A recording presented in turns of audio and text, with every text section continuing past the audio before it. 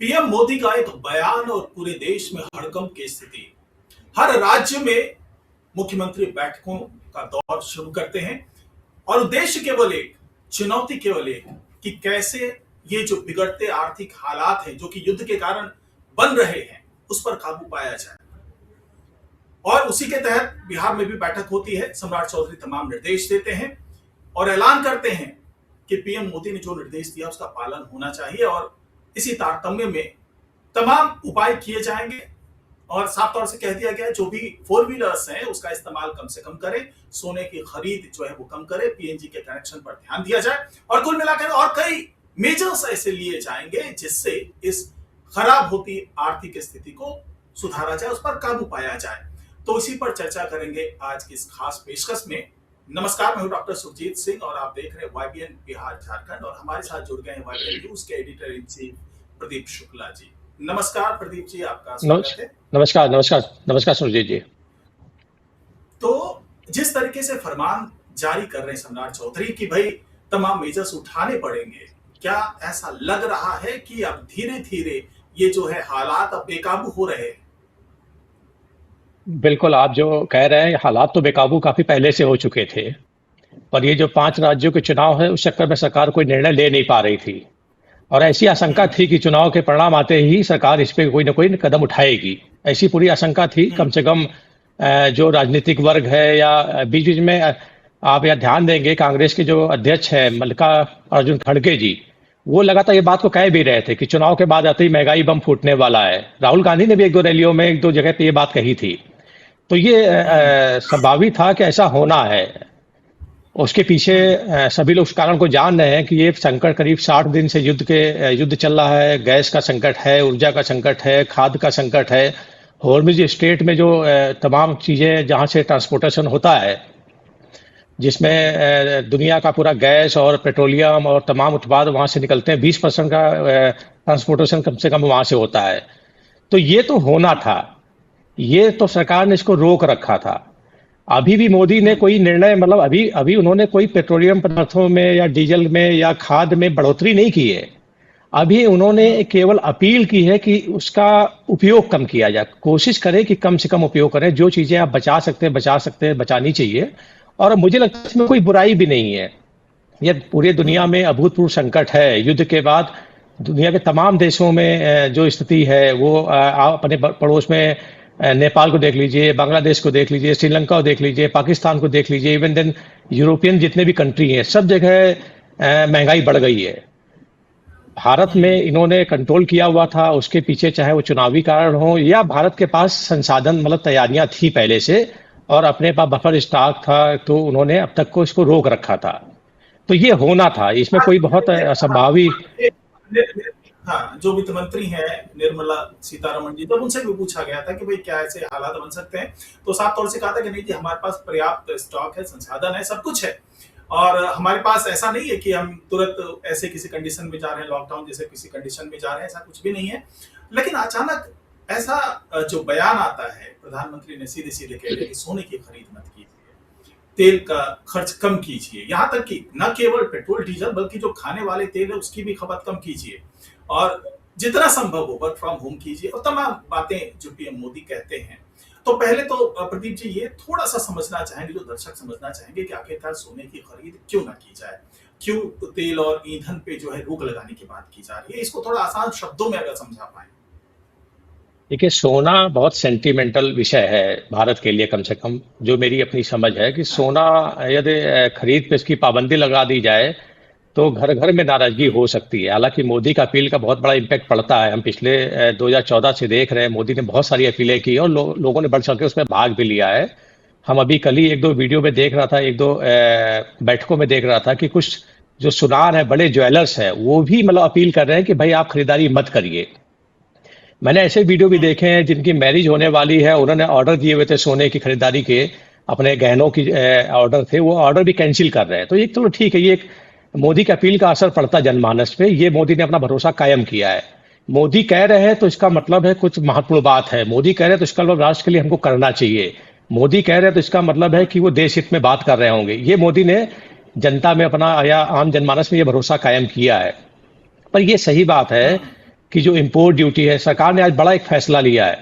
परसों 10 मई को मोदी ने अपील की, पहली अपील की है, और आज 13 मई को, कल 12 मई को मोदी गवर्नमेंट ने सोने की इंपोर्ट ड्यूटी में 15% बढ़ोतरी कर दी है। तो सरकार मतलब अपील भी कर रही है, और सरकार ऐसे भी कोशिश करेगी कि लोग कम से कम खरीदें। इंपोर्ट ड्यूटी में 15% बढ़ोतरी का मतलब है कि प्रोत्साहित करना कि आप सोने में खरीदारी बंद करें। हालांकि मैं ऐसा सोच रहा था कि मोदी की अपील के बाद सोने के दाम हो सकता है गिरे, पर अभी गिरे नहीं है। 2 दिन से सोने के दाम स्थिर है। पर जो मैं जो समझ पा रहा हूँ आर्थिक इसके तमाम जो कारण है कि भारत की इकोनॉमी भी बहुत संकट में है इस समय।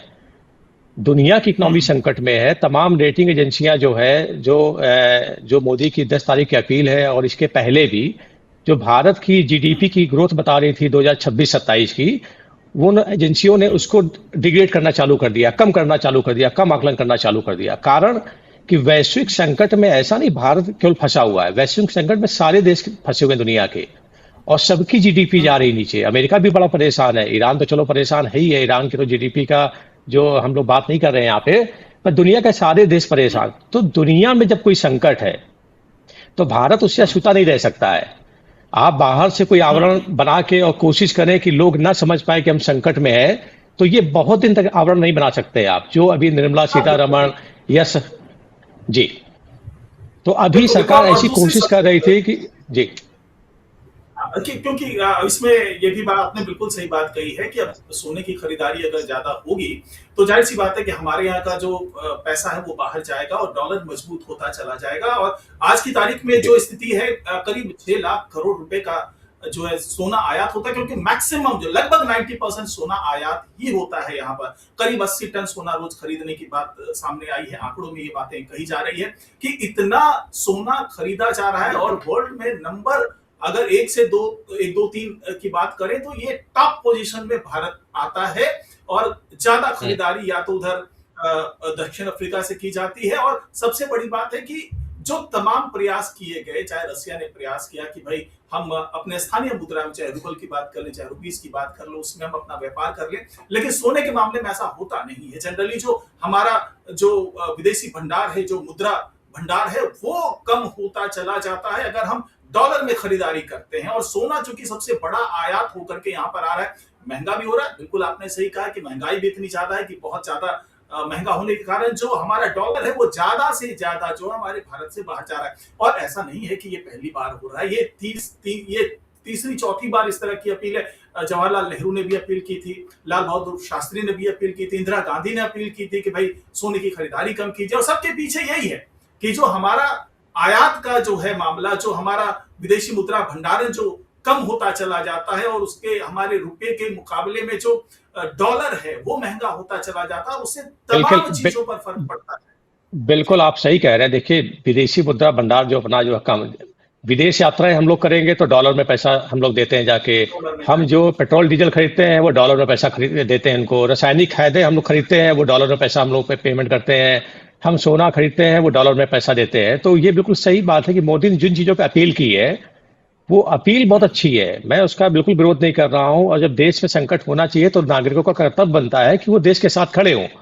अब मैं, यदि मेरी जरूरतें बिना पेट्रोल चलाए पूरी हो सकती है, आज मैं गाड़ी से बाहर नहीं निकलता हूं, मेरा काम हो जाता है, तो मुझे गाड़ी से नहीं निकलना चाहिए, या मैं मेट्रो से या पब्लिक ट्रांसपोर्ट। हालांकि पब्लिक ट्रांसपोर्ट बहुत अच्छा नहीं भारत में, और अब पब्लिक ट्रांसपोर्ट के सहारे आप बहुत सारे काम नहीं कर सकते हो। फिर भी मोदी की अपील का मैं समर्थन कर रहा हूं कि जब देश संकट में हो और देश का जो लीडर है जिसको जनमानस मानता है उसको आगे आके नेतृत्व करना चाहिए, वो नेतृत्व करते हैं। पर संकट यहाँ पे खड़ा होता है कि उसी बीच में जब विपक्ष ये सवाल उठाता है कि संकट आज का नहीं है, संकट तो फरवरी में स्टार्ट हो गया था, और भारत सरकार जान रही थी ये वैश्विक संकट है, भारत सरकार जान रही थी ये दिक्कतें आने वाली हैं, तो उस समय से आप तैयारियां क्यों नहीं कर रहे थे? उस समय ये जो 5 राज्यों के चुनाव थे, तो जैसा कि मैं किसी का ट्वीट देख रहा था, किसी विपक्ष के नेता का, कि इतनी चार्टर्ड फ्लाइटें, इतने काफिले, इतने रैलियां, इतने रोड शो, तो क्या यहाँ संसाधन खर्चा नहीं हो रहा था? विपक्ष का सवाल बिल्कुल जायज है वहां पे। जब आप अपील कर रहे हैं और उसी सेम डे आप जो है अहमदाबाद में शो कर रहे हैं, वहां पे अहमदाबाद कर रहे हैं, सोमनाथ मंदिर के पास शो कर रहे हैं, आप रोड शो कर रहे हैं, तो फिर प्रधानमंत्री की भी जिम्मेदारी बन जाती है। जब आप देश से चाहते हो कि लोग अपनी गाड़ियां घर पर रख के पब्लिक ट्रांसपोर्ट का यूज करें या मिनिमम डीजल पेट्रोल खर्च करें, या मिनिमम रासायनिक खाद का प्रयोग करें या सोना न खरीदें या 1 साल तक अपने विदेश की यात्राएं न करें, तो फिर उनका भी दायित्व बनता है कि वो एक्ट करके वो दिखाएं। उनको भी अपने रोड शो कैंसिल करने चाहिए, उनको भी अपने काफिले में कट करना चाहिए, उनको भी अपनी यात्राएं कुछ कम करनी चाहिए। हालांकि उनको देखा देखी यूपी की बीजेपी की तमाम सरकार, यूपी क्या बीजेपी की तमाम सरकारों ने ये निर्णय लिया, बिहार की सरकार ने भी निर्णय लिया, जिसपे हम लोग आज चर्चा करने वाले हैं, कि सम्राट चौधरी ने कहा कि काफिले को कट करेंगे, मंत्री अपने काफिले को छोटा करेंगे, और ऐसे तमाम सारे उन्होंने आदेश जारी किए हैं। उसमें हो सकता है कि भविष्य में आने वाले समय में वर्क फ्रॉम होम का भी कोई आदेश जारी हो। पर ये जो मोदी की अपील है, इससे पूरे बाजार में घबराहट है, पूरे मध्यम वर्ग में घबराहट है, किसानों में घबराहट है, कि इसका मतलब है कि देश की आर्थिक व्यवस्था इस समय बहुत संकट में है। सरकार खुल के बात नहीं कर रही है। सारे मंत्री, आपको याद होगा 10 तारीख को जब मोदी ने अपील की और 11 तारीख को राजनाथ सिंह मीडिया के सामने आते हुए कहते हैं देश के पास पर्याप्त अभी पेट्रोल और डीजल का भंडार है, कोई दिक्कत नहीं है, हमारे पास गैस का कोई दिक्कत नहीं है, एलपीजी का कोई दिक्कत नहीं है, सीएनजी की कोई दिक्कत नहीं है। ऐसा उन्होंने बयान दिया कि कोई संकट नहीं, रासायनिक खाद का भी कोई संकट नहीं है। पर बावजूद उसके एक दिन बाद फिर मोदी यही बात अपील करते हैं, तो उससे पूरे देश के जनमानस में घबराहट है कि आने वाला समय बहुत संकट का हो सकता है। लोग जो है, और हो कुल सकता है मिलाकर कि जी हाँ, कुल मिलाकर के बात यही है कि देखिए संकट तो है, और खास तौर से जो आम पब्लिक, आम जनता ये समझती है कि चलिए हम पेट्रोल डीजल कम खर्च करेंगे तो हम अगर आने वाले दिनों महंगाई बढ़ने वाली है तो महंगाई से हमें निजात मिल सकती है, तो शायद ये सोच करके मोदी जी कह रहे हो। लेकिन ऐसा भी नहीं है, क्योंकि देखिए ऐसा नहीं है कि केवल गाड़ी जो यातायात के साधन है केवल उसके लिए ही खर्च होता है पेट्रोल डीजल, बल्कि इनके पास एक बड़ा रिजर्व रखना पड़ता है। कल की तारीख में अगर युद्ध के हालात हो जाए तो उसके लिए बहुत बड़ा रिजर्व चाहिए।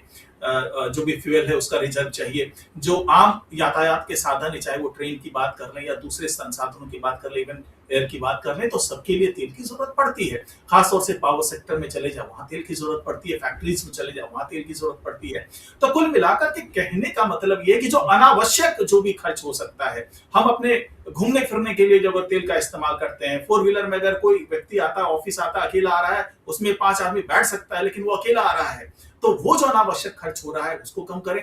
और बिहार में ऐसा देखने को मिल रहा है कि आदेश आने के बाद से देखिए अब जो संकट है उसको खुल करके जनता के बीच में कहा भी नहीं जा सकता, क्योंकि जितना बड़ा संकट है अगर वो बता दिया जाए जनता को तो हो सकता है हाहाकार मच जाए, हड़कंप मच जाए। इसलिए बार बार बिल्कुल ये कहा जा रहा है कि भाई आप लोग संयमित होकर के खर्च कीजिए, खर्च कीजिए। ऐसा नहीं है कि भाई जो जहां जरूरी है वहां मत खर्च कीजिए, लेकिन संयमित होकर के खर्च कीजिए। और बिहार में देखने को मिला कि जो विजय चौधरी हैं डिप्टी सीएम, उन्होंने तत्काल आदेश दिया कि मेरे काफिले के वाहनों की संख्या आधी कर दीजिए। इसके अलावा तमाम, चाहे ऋषि सिंह की बात कर लें, रमा निषाद की बात कर लें, चाहे हम उधर बीजेपी खेमे की बात कर रहे हैं तो वहां पे ऋषि सिंह की बात कर लें, सम्राट चौधरी ने खुद बात कही है कि भाई हमारे जितने भी काफिले हैं उसको एक तो आधा कर दीजिए, और दूसरा जो भी अनावश्यक भ्रमण की बात हो रही है, अपने क्षेत्रों में दौरे की बात हो रही है, तो जरूरी दौरे हैं उसको कीजिए, जो अनावश्यक है, जो गैर जरूरी है उसको मत कीजिए, ताकि संसाधन जो है वो बना रहे, जो रिजर्व है वो बना रहे। और ये भी माना जा रहा है कि हो सकता है कि आने वाले दिनों में ये संकेत हो कि भाई इस तरह से संयमित करने की बात करें, बाद में ये बताया जाए कि भैया हालात बेकाबू हो रहे, इसलिए महंगाई बढ़ानी पड़ेगी और हर तरीके से इस पे अंकुश लगाना ही पड़ेगा। तो बिहार में भी इसका असर, और खास करके जो शादी ब्याह का आजकल मौसम चल रहा है, हालांकि कुछ दिनों में वो थमेगा, लेकिन जब 1 साल तक सोना नहीं खरीदने की बात हो रही है, तो जो आपने भी कहा था कि वह सेंटिमेंट्स की बात है, सेंटिमेंटल ये मामला है। तो शादी ब्याह के मौके पर जिस तरीके से खरीदारी होती है, सोना खरीदारी खूब जम के होती है, हो बाराती सकता है कि जाते हैं। हाँ, जी। हो सकता है कि सोने की खरीदारी जो है, जो सोने की खरीदारी हो रही है, और सोना वाकई जो है ना भारत में महिलाओं के लिए या सम्मान का भी प्रतीक सोना है। शादियों में सोना नहीं चढ़ता है तो बहुत बड़े, मतलब उसको बड़ा आप कैसे देखा जाता है, ये आप ज्यादा बेहतर समझ सकते हैं, कि मतलब जिसकी शादी में सोना नहीं चढ़ा या सोना कम चढ़ा या सोना कम गहने मिले। पर ये मोदी की जो अपील है, इसमें एक बहुत बड़ा जो इन्वेस्टमेंट होता है सोने में, हम उसको 2 तरीके से देख सकते हैं। एक जरूरत है सोना, एक इन्वेस्टमेंट है सोना।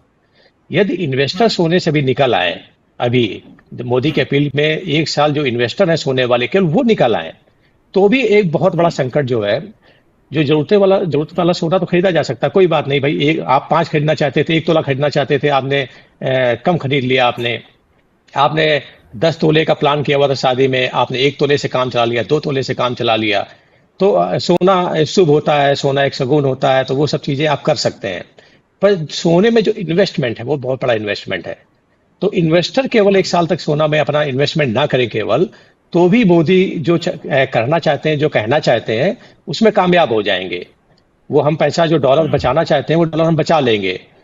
तो ये तो है कि जो आप कह रहे हैं कि भाई सारी चीजें बताई नहीं जा सकती हैं, पर सरकारों को, जैसे आज सम्राट चौधरी ने कहा कि भाई हमारा काफिला आधा कर दिया जाए, या कई मंत्रियों ने अपने काफिले को छोटा कर लिया। विधायक 2 4 5 गाड़ियों में चलते हैं, वो एक गाड़ी में भी चल सकते हैं। जिनका सिक्योरिटी का इश्यूज ना हो तो वो एक गाड़ी में भी चल सकते हैं, है ना।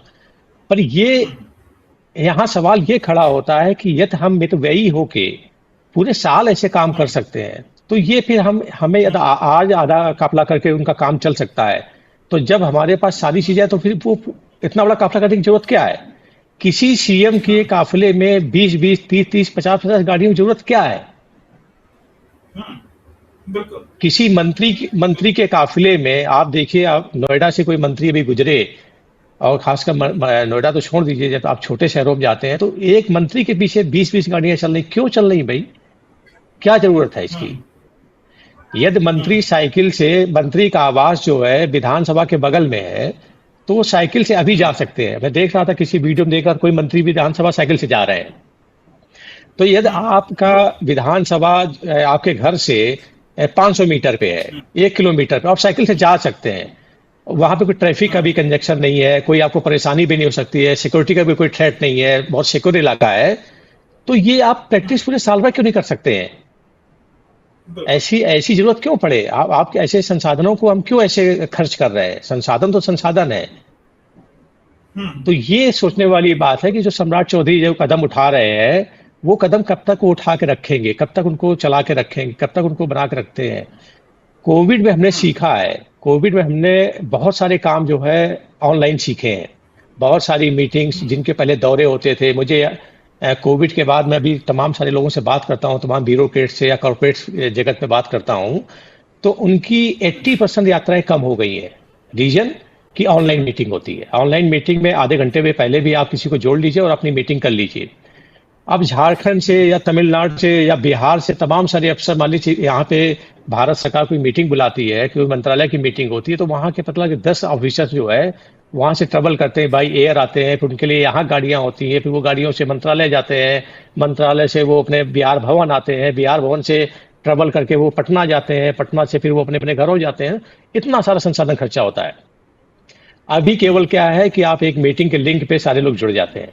तो कोविड काल के दौरान पे जो हमने जो, जैसा कि मोदी ने भी कहा, प्रधानमंत्री जी ने कहा कि कोविड काल में हमने बहुत सारी अच्छी प्रैक्टिसेस सीखी हैं और हमें उन प्रैक्टिसेस को अपनाना चाहिए फिर से, ताकि इन संसाधनों को बचाया जा सके, अपने रिजर्व को बचाया जा सके। डॉलर हम कम से कम खर्चा करें, क्योंकि डॉलर के मुकाबले रुपया गिरता जा रहा है। आज बता रहे हैं, आज ही ने देखा है कि वो हाईएस्ट लेवल पे पहुंच गया, 96 पॉइंट समथिंग पे पहुंच गया है वो।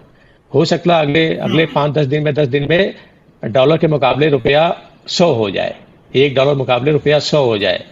यही मोदी जी हैं, यही प्रधानमंत्री जी हैं। जब गुजरात में मुख्यमंत्री थे, तो मुझे याद आ रहा है कि मनमोहन सिंह जी जब प्रधानमंत्री थे और रुपया डॉलर के मुकाबला 64 और ऐसा कुछ था, 62-63-64 था, तो बहुत मजाक उड़ाया जाता था उस गवर्नमेंट का। संपर्क सरकार की बात मैं कर रहा हूँ, 2009-10 की बात कर रहा हूँ मैं, 9-10-11 की बात कर रहा हूँ। अब डॉलर जो है, रुपया के मुकाबले डॉलर जो है ऐसी स्थिति में पहुंच गया है। तो ठीक है, मोदी की अपील ठीक है, पर मेरा अपना जो व्यक्तिगत यहाँ मानना है कि ये जो अपील मोदी जी कर रहे हैं, पहले तो सबसे पहले जैसा कि उन्होंने अपील करने के बाद उनको रोड शो नहीं करना चाहिए था। उनको ध्यान रखना चाहिए था, जब आप देश के लोगों से अपील कर रहे हैं तो उनको वो काम बिल्कुल नहीं करना चाहिए था। दूसरा, उनकी सरकारों को उनको ध्यान रखना चाहिए कि वो ऐसा कोई कृत्य ना करें। हालांकि महाराष्ट्र से लेके, यूपी से लेके, बिहार से लेके तमाम गवर्नमेंट्स ने ऐसे मेजरमेंट उठाए हैं, कदम उठाए हैं कि खर्चे कम किए जाएं, अपने खर्चे कम किए जाएं, पर विपक्ष की सरकारों ने अभी ऐसा कोई कदम नहीं उठाया है। मैं इसमें थोड़ा सा विपक्ष की आलोचना ही करना चाहूंगा। उनके बयान ठीक है, उनकी बातें ठीक है कि ये संकट कोई आज नहीं आया। संकट मध्य पूर्व में, पश्चिमी एशिया में जो युद्ध का संकट है, ये फरवरी में स्टार्ट हुआ था और आप 10 मई को आके आप अपील कर रहे हैं। फरवरी, मार्च, अप्रैल, मई, 4 महीने, करीब 3 महीने आप चुनाव में पूरी मशीनरी झुकी हुई थी। तब आप तब भी ये बातें कर सकते थे। जो एकदम से अभी आपात स्थिति जैसी दिख रही है, तो हो सकता है कि धीरे धीरे कंट्रोल कर रहे होते तो आज ये आपात स्थिति जैसा नहीं दिखता। अभी देश में जो एक घबराहट है, आपात स्थिति जैसी लोगों को लग रही है। बहुत सारे लोग तो खरीदारी करना स्टार्ट कर चुके हैं ग्रोसरी वगैरह की, कि पता नहीं अगले 2-4-5 दिन में क्या होने वाला है।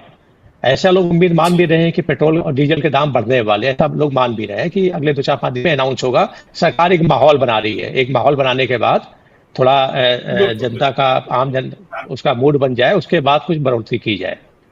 तो मेरी अपनी जो समझ कह रही है कि इसमें सरकारों को कदम उठाने चाहिए। प्रधानमंत्री जी की अपील बहुत अच्छी है। राष्ट्र के प्रति हमारा भी एक कर्तव्य होता है। जब राष्ट्र संकट में हो तो हर नागरिक का एक कर्तव्य होता है कि वो राष्ट्र के साथ खड़ा हो। ठीक है, आलोचना करना, आप विपक्ष के नेता के रूप में आप उनके ऊपर आरोप लगा सकते हो, वो ठीक है, वो एक बात है। पर इस पूरे मामले पे विपक्ष हो जी, ये इतना संवेदनशील मामला है कि इसमें दलीय राजनीति से ऊपर उठ करके काम करना होगा। यहाँ पे विपक्ष और सत्ता पक्ष की बात नहीं है, बल्कि सबको एकजुट होकर के भारत की अर्थव्यवस्था को ध्यान में रखते हुए जो भी मेजर्स उठाने की बात की जा रही है पीएम मोदी की तरफ से, वो ऐसा नहीं कि अपने लिए कर रहे हैं, अपनी पार्टी के लिए कर रहे हैं या कोई राजनीतिक लाभ लेने के लिए कर रहे हैं, बल्कि ये मेजर्स इसलिए उठाना चाहिए क्योंकि यहाँ पर भारत की बात हो रही, भारत की आर्थिक स्थिति की बात हो रही। तो कुल मिलाकर के लबोलू आप पूरी बहस का यही है कि अगर प्रधानमंत्री मोदी इस तरह का कदम उठाने की बात कर रहे हैं तो सोचिएगा कि कितनी मजबूरी में आकर के ऐसा किया जा रहा है। और बीजेपी शासित प्रदेशों में से लागू करने की बात की जा रही है, चाहे बिहार हो, चाहे उत्तर प्रदेश हो, असम है, पश्चिम बंगाल है, हर जगह इसको लागू करने की बात है, मध्य प्रदेश, राजस्थान, छत्तीसगढ़। तो कुल मिलाकर के बात यही है कि इसमें आम जनता को भी जुड़ना होगा इस अभियान में। ऐसा नहीं है कि ये सिरदर्द केवल प्रधानमंत्री का है, मुख्यमंत्री का है, मंत्री का है, सत्ता का है, विपक्ष का है, बल्कि ये अभियान सभी लोगों का है। हम सब भारतवासी हैं और हमें अपने देश की आर्थिक स्थिति को, अपने प्रदेश की आर्थिक स्थिति को अगर मजबूत बनाना है तो इन सुझावों पर भी ध्यान देना ही होगा। बहुत बहुत धन्यवाद प्रदीप जी हमारे साथ जुड़ने के लिए। धन्यवाद। आज की पेशकश में नमस्कार। धन्यवाद डॉक्टर साहब, धन्यवाद।